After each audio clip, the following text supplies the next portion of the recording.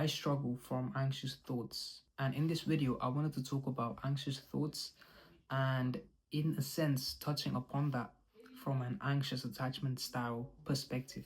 Because I've been through situations and circumstances whereby I had to learn about myself more. I've been through these anxious things, and I'm here to share with you my own experience and what helped me to becoming a better person through those tough, difficult, arduous experiences.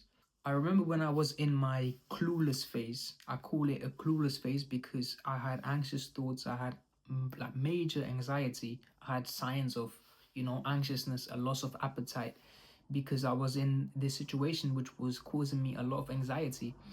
And I call it the clueless phase because I didn't know what to do in that situation.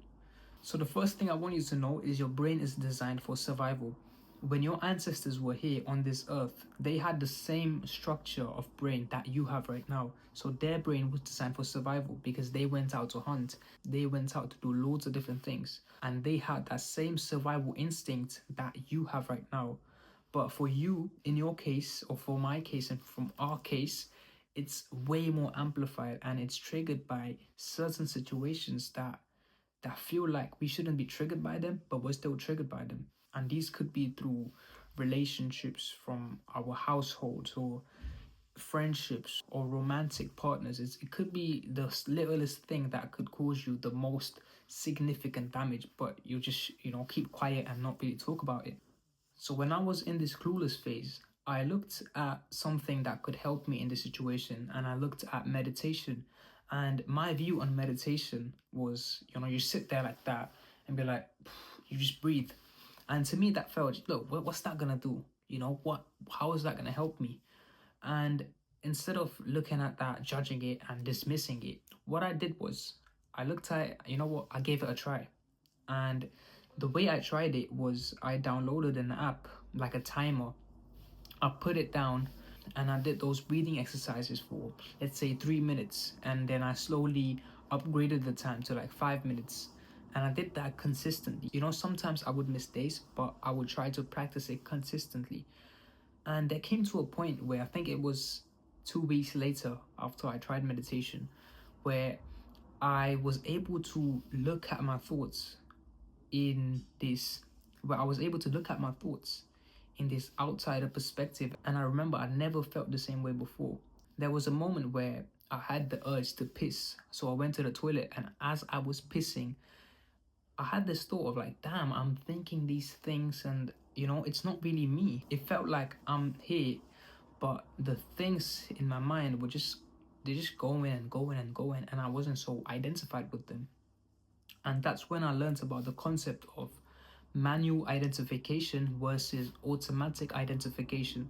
So automatic identification is you believe all your thoughts that you have to be true, or you take them seriously.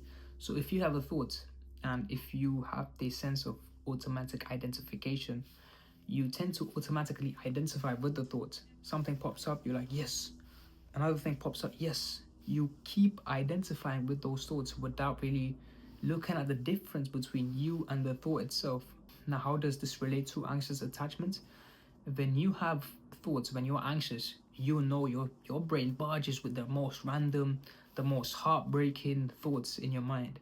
And what that does is you automatically identify with those thoughts without the need for like a reaction. You just react to it as quickly. You jump on that thought as soon as you can, because those thoughts are serving you in a way.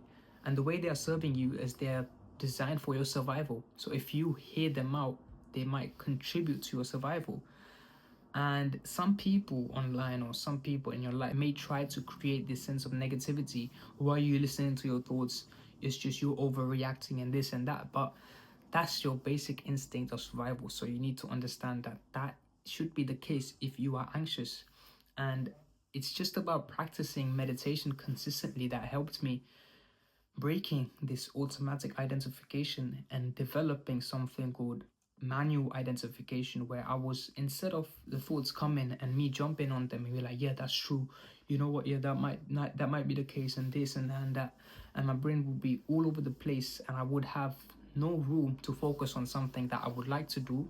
Instead of taking everything at face value, I would try to look at it in terms of, is this true, or why am I getting this thought? And I would try to dissect it. Instead of looking at the thing on top, I would look at the layers behind it and why that thought sprung up. Why am I feeling this way, and what's caused that thought to pop up? And instead of being in this mindset of, I get this thought, how do I cope with it? Oh, I can just go play video games, or I can just eat a lot of food, right? I can do these things. But instead of looking at what I can do next in order to counter that thoughts, I just try to understand why that was there in the first place. And instead of taking at it and viewing it as superior and accepting what it's saying, you need to have this almost authority figure and saying, you know what, who are you to tell me, brain? Like, just talk to your brain. Like, yo, brain, who are you to tell me that? You know, you're creating all these scenarios, these complex scenarios, so most of the time that's not even the case. So instead of taking your thoughts as these factual things, try taking a step back and understanding that your mind can be saying the most stupid shit because your brain is designed for survival. And the way you're gonna survive is by looking at the worst case scenario. That's what your brain recommends, doesn't it? That's what your brain suggests you to view, the worst case scenario. When you look at the worst case scenario, it's not gonna be pleasant.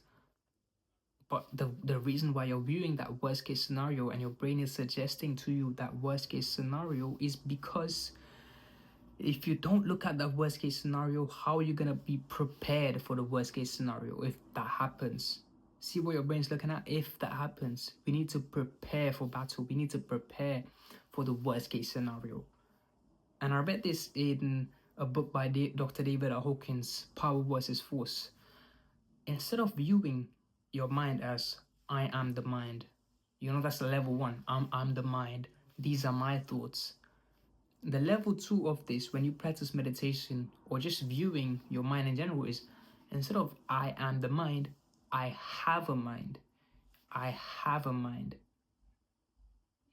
Instead of looking at it as I'm the mind, I'm having these thoughts, I have a mind and it's having these thoughts.